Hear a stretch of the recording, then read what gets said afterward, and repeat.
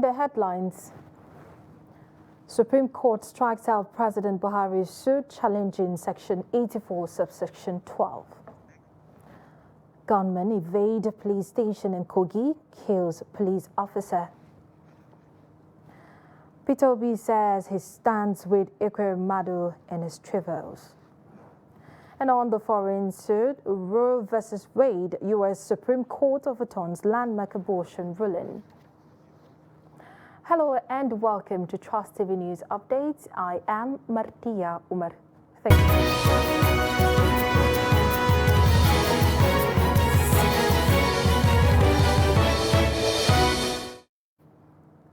And now the news in detail. The Supreme Court struck out President Muhammadu Buhari and the Attorney General of the Federation suit challenging Section 84, subsection 12 of the Electoral Act. And the case was expunged on the ground that it lacks the jurisdiction to entertain the suit and it is an abuse of court process.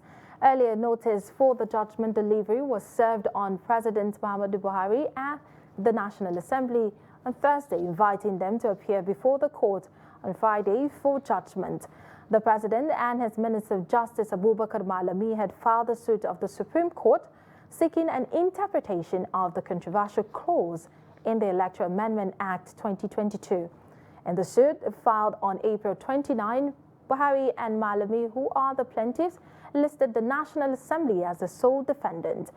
There have been several debates regarding Section 84, subsection 12 of the amended Electoral Act 2022, which was assented to in February.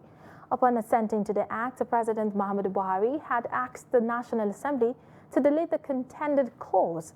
However, the Parliament declined the President's request. And the House of Representatives has hailed the Supreme Court judgment which struck out the suit by President Muhammadu Buhari seeking to void the provision of Section 84, subsection 12 of the Electoral Amendment Act of 2022. The spokesperson of the House, Benjamin Kalu, gave the commendation while speaking with journalists on Friday in Abuja. The court on June 24 said the president lacked the power to direct the National Assembly to amend or enact an act, adding that it violated the principle of separation of power. According to the judgment, there is no part of the Constitution that makes the exercise of legislative power subject to the directive of the President. He said that the mandate of the House was lawmaking with the intention of breaching a gap created in the Constitution of the Federal Republic of Nigeria that was not captured, adding that the House of Representatives could only do this by looking at Section 84, subsection 12 of the Electoral Amendment Act. He added that the competitive element was necessary to advance the country's democracy. And President Muhammadu Buhari has ruled out the bail option for the leader of the proscribed indigenous people of Biafra, IPOB, Nnamdi Kanu. Instead, the president insisted that the IPOB leader should justify all the uncomplimentary things he had been saying against Nigeria and Britain. And President Muhammadu Buhari said this at a bilateral meeting with the British Prime Minister Boris Johnson at the 26th Commonwealth Heads of Government meeting in Kigali, Rwanda. According to the president's spokesperson, Femi Adesina, the president also ruled out seeking a third term in office, claiming that the person who attempted it did not end well. UK Prime Minister and the President also discussed security issues in Nigeria, linking the renewed wave of crime in Nigeria to the crisis in Libya. Buhari said the keenness of the UK to help Nigeria tackle insecurity is a good step, but also pointed out that since the fall of the Muammar Gaddafi, after 42 years in power, armed guards have been unleashed on countries in the Sahel. He, however, said that the country is making progress in the fight against Boko Haram and other groups. The presidential candidate of the Labour Party, Peter Obi, has said that he and his family are praying for Senator Ekweremadu and his family over their travails. Ekweremadu said and his wife, Beatrice, were arrested by the London Metropolitan Police over links to organ harvesting. They're being charged for allegedly conspiring to bring a child to the UK for organ harvesting.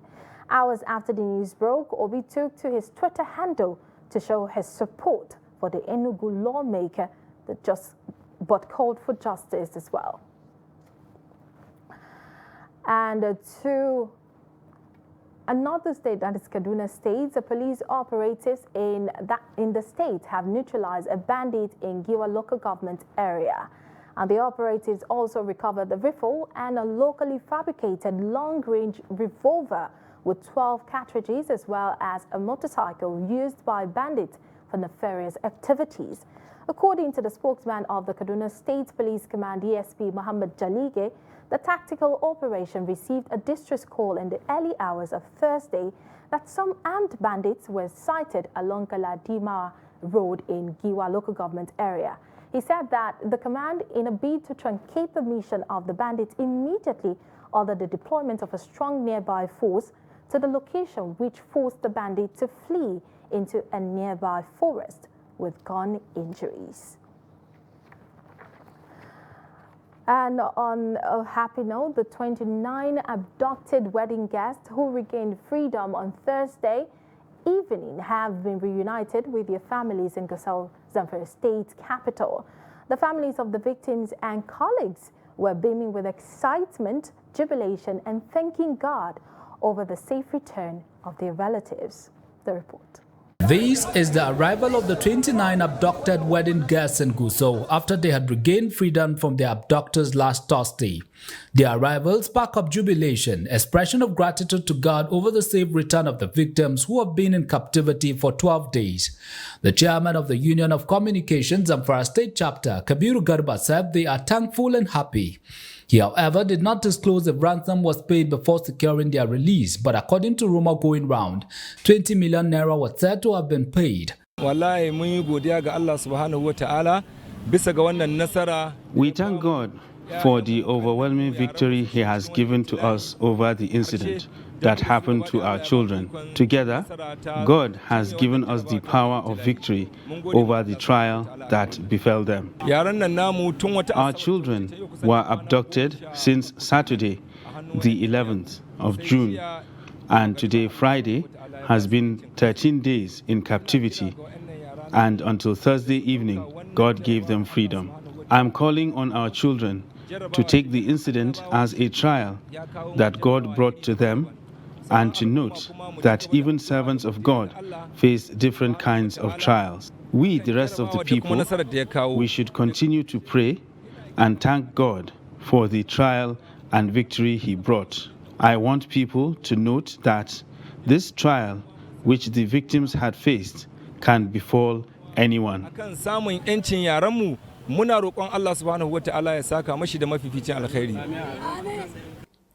It could be recalled that the 29 abducted wedding guests were kidnapped by suspected terrorists at Dogon Awu, bordered community between Sokoto and Zamfara State on Saturday, 11 June, when they were returning from Tambuwal town to Gusau after a wedding of one of their colleagues.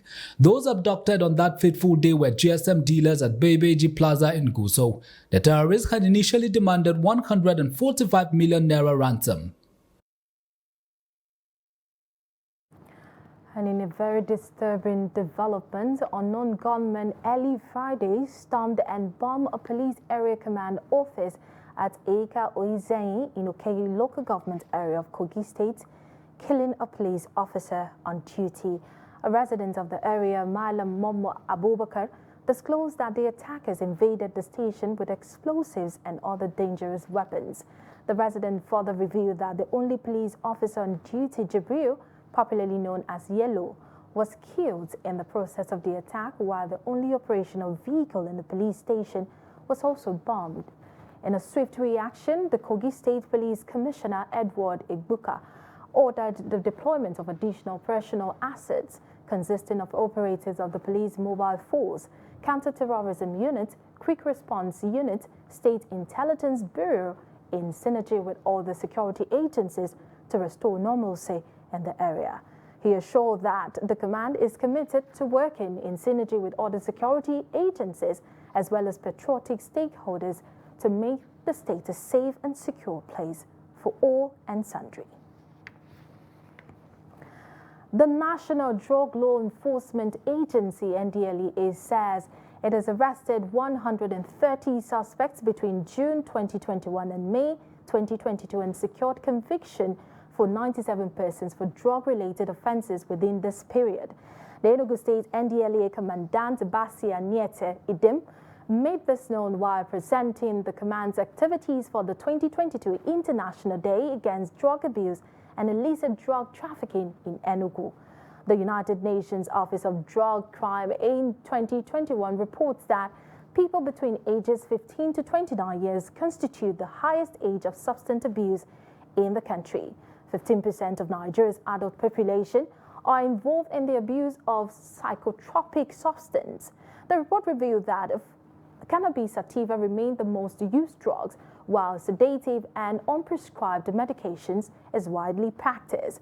Recently, methamphetamine, popularly known as Golo, became a prominent psychotropic substance abused by young Nigerians. And according to Enugu State Commandant of the NDLEA, the command secured 97 convictions, rehabilitated 36 with 18 undergoing rehabilitation. This year, 1 week, UN International Day Against Drug Abuse and Illicit Drug Trafficking with the theme Addressing Drug Challenges in Health and Humanitarian Crisis has lined up programs to mark the event. And now to electoral matters. The Independent Independent Corrupt Practices and Other Related Offences Commission, ICPC, has described as inaccurate reports going round that the commission has raided a property allegedly belonging to former Chief of Army Staff Tukur Buratai. This is contained in a statement by the spokesperson for the ICPC, Azuka Ogugwa, on Friday. According to the statement, ICPC operators raided a property in Wuse 2, Abuja on June 16 in suspicion of money laundering, with facts available indicating that the property is owned by owner of K-Salam Construction Company, a military contractor. The statement further said the commission arrested the managing director of K-Salam Construction Company, Nigeria Limited, Kabiru Salau.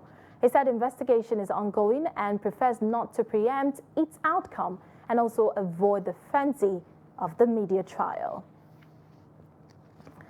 And to traffic matters, the Federal Road Safety Corps, FRSC, said it is committed to fulfillment of its mandate to reduce road congestion and road traffic crashes to the barest minimum in the Federal Capital Territory. The sector commander, FCT Command, Ogauchi, who disclosed this on Friday in Abuja, said strategic systems will be put in place to ensure free flow of traffic and curb crashes. He said the Corps identified some major routes in the FCT that have severe traffic congestion, which often made people to drive against traffic, resulting into accidents. The FRSC boss commended the Federal Capital Development Authority, but also called on the agency to critically look into the use of commercial motorcycles in the FCT. And you are watching Trust TV News Updates. Coming up shortly, we'll take a look at how Adamawa pilgrims visit holy places in Medina. These and other stories after the break. Do stay with us. Times have passed, and with it so many things that once were our visual delights. Technological advancement has brought about tremendous changes in the way and manner media deliver contents to its audience. As it continues to reposition itself to serve you much better, Media Trust Limited is rebranding its logo and visual identity to reflect our current vision and futuristic drive. We have spread our tentacles beyond the pages of the newspaper to the digital space. The new logos and visual identities reflect the new scope of our multimedia reach. Even with this development, however, we will continue to remain with you as we have always remained, committed to our founding philosophy, which is based on trust, integrity, openness, and courage. The new logo, which is a marriage of a revolving globe and a mobile device, signifies the unlimited reach of our content on the digital space. We are always the backbone of operations as we do our best to deliver content that suits your needs. When you see a new trust title or platform in the next few days, therefore, do not be alarmed. We remain committed to you and will continue to serve you through fair and responsible journalism.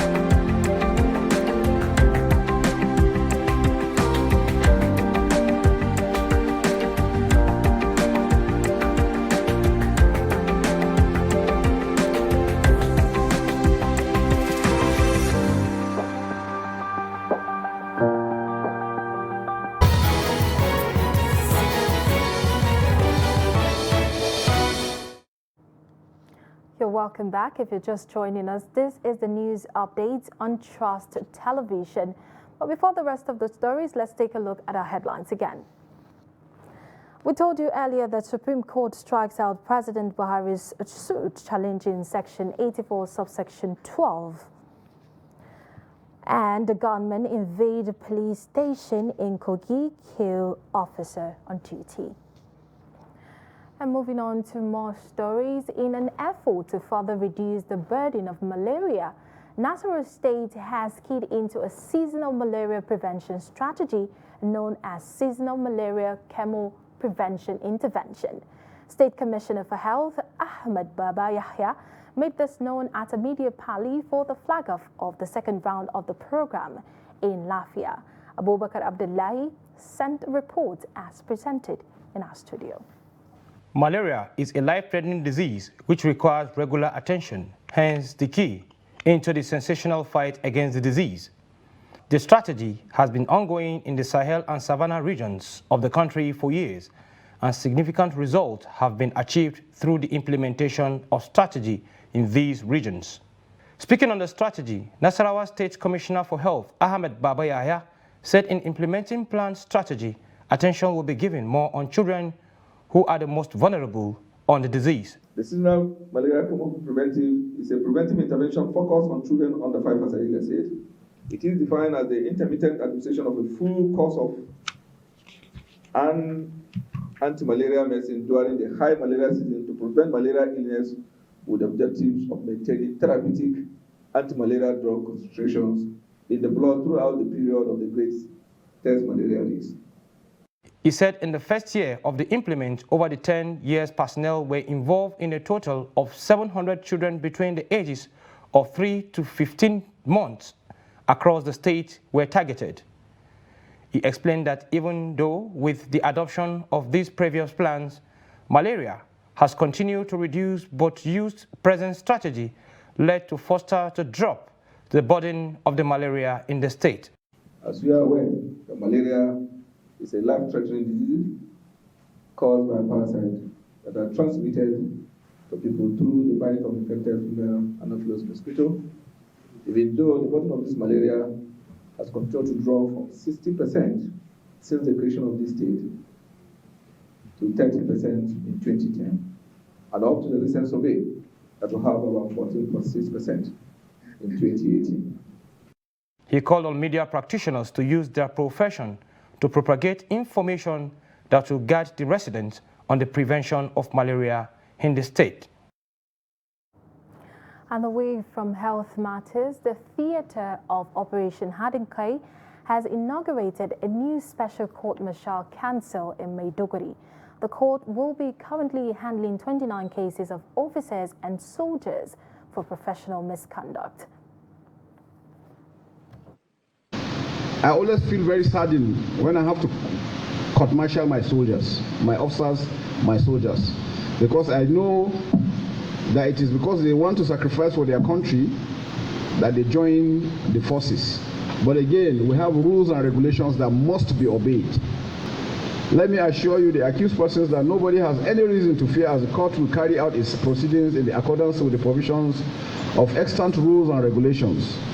The theater command has already provided a level playing field for both the accused persons and the prosecution team.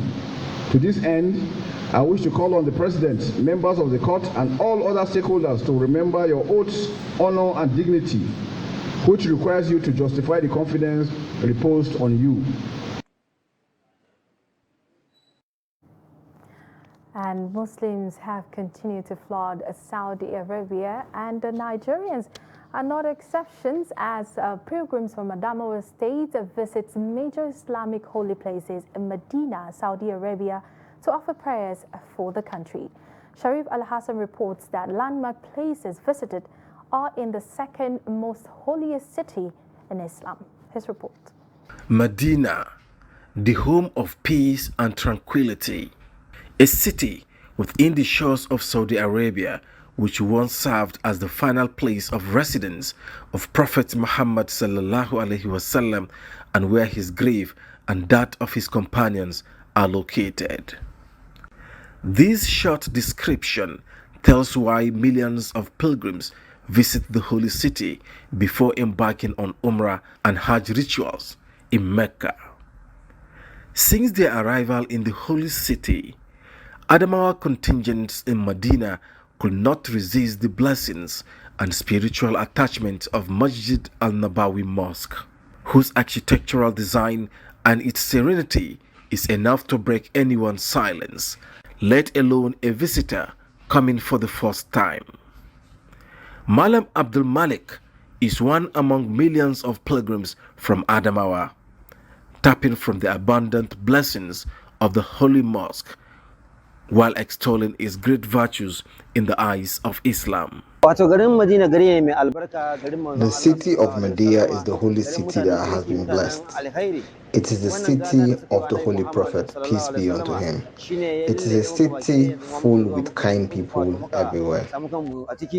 From the grand mosque of Prophet Muhammad, the pilgrims, accompanied by Islamic clerics, embark on a guided tour to some of the notable Islamic landmarks in Medina.